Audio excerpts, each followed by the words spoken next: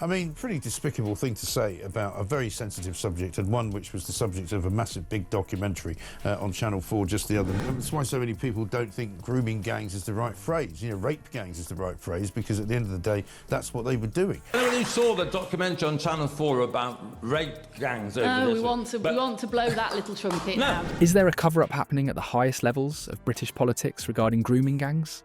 Lucy Powell's appalling response when asked about justice for victims suggests something deeply disturbing about Labour's priorities. Why would the leader of the House of Commons refer to questions about the sexual exploitation of thousands of young girls as blowing that little trumpet? What does her reaction tell us about who Labour really protects? The answers reveal a political establishment that has failed the most vulnerable in society. Before we move on, I'd like to ask you a small favour. If you appreciate this content, please take a second to like this video and subscribe to the channel. Over 98% of you watch the videos without subscribing. It costs you nothing, but it makes a huge difference to us. So, did you click the subscribe button? Great, thank you so much. Now back to the video. Let's examine the information. During the latter's media appearance, Powell was the focus of Monty's questioning on the Channel 4 show on gang grooming. Powell's decision to say, "You want to blow that little trumpet," I mean, pretty despicable thing to say about a very sensitive subject, and one which was the subject of a massive big documentary on Channel 4 just the other night. That's why so many people don't think grooming gangs is the right phrase. You know, rape gangs is the right phrase, because at the end of the day, that's what they were doing. Anyone who saw the documentary on Channel 4 about rape gangs over this... we want to blow that little trumpet now. Rather than address the issue as the true issue, now is the moment to raise your voice. Oh, it wasn't a casual remark.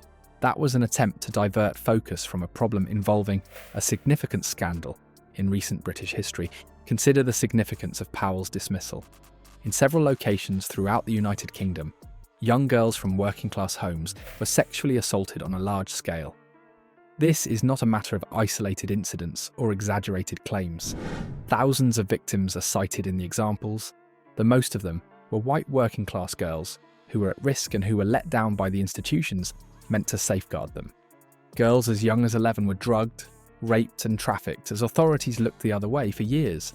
Powell's use of phrases like dog whistle and blow that little trumpet demonstrates a concerned mindset. Grooming gang concerns were written off as dog whistles, implying that raising them is done dishonestly. People saying Lucy Powell gave Labour policy away there. She kind of said the quiet bit out loud. They don't really care.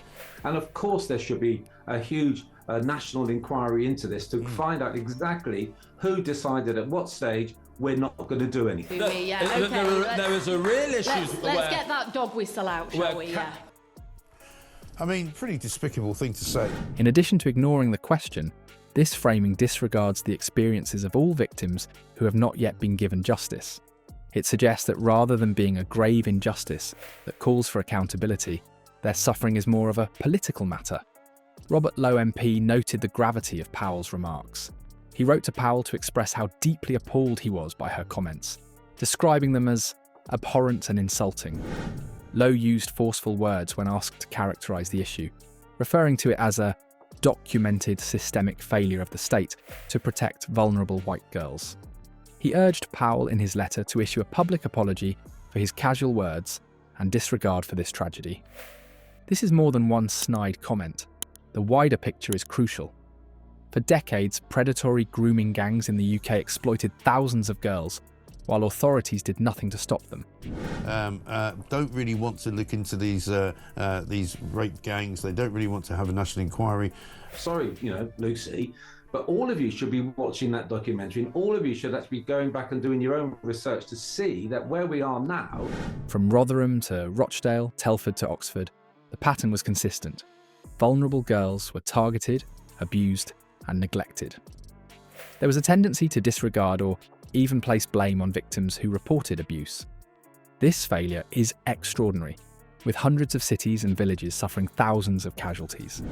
Powell's remark raises serious concerns because it is a part of a bigger pattern. When asked to address the seriousness of the grooming gang issue, some politicians choose to sidestep or minimise it. As Robert Genrich wisely observed, "Wow, take note of this Labour's Lucy Powell sees this as a ruse to get the grooming gangs arrested and held responsible." which is a terrible betrayal of the victims. They are participants in hiding what happened. Many people believe that these heartless responses are a contributing factor to a larger problem, which is why they feel this way. Why would prominent political figures respond this way when questioned about proof of abuse? Because at the end of the day, they don't want to know what's going to come up when they uncover the rock. The grooming you see on the internet, it isn't that. This is a specific form of child sexual exploitation. Why does Powell use derogatory language when he ought to be sympathetic to victims? These questions allude to a problem that goes beyond individual failings. They suggest that the institution has a mentality that prioritises political expediency over facing uncomfortable truths. Powell's comments are more than a single moment of poor judgment. They might indicate a deeper problem within the Labour establishment, which is willing to overlook certain victims in order to avoid potential political backlash. This raises the question of whose interests these politicians truly represent. How can politicians be held responsible when they disappoint their citizens in this manner? When persons in positions of authority use their influence to alleviate the suffering of the most vulnerable, they are betraying the fundamental contract between the governed and the governing. Powell and other public figures are influential spokespersons who influence public opinion and policy. They are more than just voices in the crowd. It should not be necessary for grooming gang victims to endure the shame of having their accounts classified as dog whistles. Given the seriousness of their predicament, their officials ought to promise to avoid a recurrence. They must not be separated from the rule of law.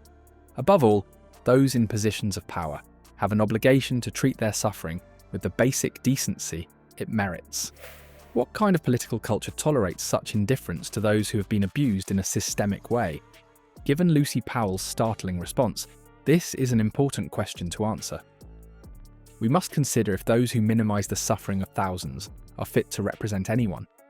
Furthermore, we must demand a standard of public service that does not regard victims' access to justice for abuse as a political roadblock that could be written off as dog whistling. Lucy Powell's dismissal of gang victim grooming as dog whistling is a heinous moral failing for which society must offer an apology. This is more than just poor word choice. It is a reflection of a political class that prioritises avoiding tough talks over protecting vulnerable children. When influential individuals like Powell minimise pervasive abuse, we must speak out. If we are ever to provide meaningful justice to thousands of abused children, we must stand up to those who would minimise their suffering and confront the painful facts. Legislators who will recognise these tragedies for what they truly are, horrible injustices worthy of full recognition and accountability, not trivial political pique, are what we need.